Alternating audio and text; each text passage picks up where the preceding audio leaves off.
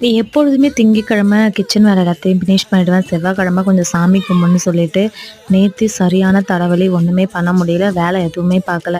இன்னைக்கு காலையில தான் சொல்லிட்டு ஒரு 11 மணிக்கு தான் வேலையே பார்க்க ஆரம்பிச்சேன் கிச்சன்ல. ஃபுல்லாவே கிளீன் பண்ணிட்டு, அடுப்பு எல்லாத்தையுமே தொடச்சு விட்டாச்சு. என் கூட வந்து அங்க வேலை பார்த்தவங்க ஒரு அக்கா வந்து கேட்டாங்க, "சமையல் வீடியோலாம் நெறைய போடுறியே, நல்லா இருக்குமா சாப்பாடுன்னு?" கேட்டாங்க. உண்மையே இப்போ வந்து சமைக்கிறது எல்லாமே எனக்கு டேஸ்ட்டுவே நல்லா தான் இருக்கு. ஏன்னா என்னோட ஃபஸ்ட்டு சமைக்க ஆரம்பிச்ச பொழுது நல்லாவே இருக்காது. நம்ம உண்மைய சொல்லணும்ல. உண்மைய ரசத்துக்கு பெருஞ்சீரகம் தான் போடுவேன்.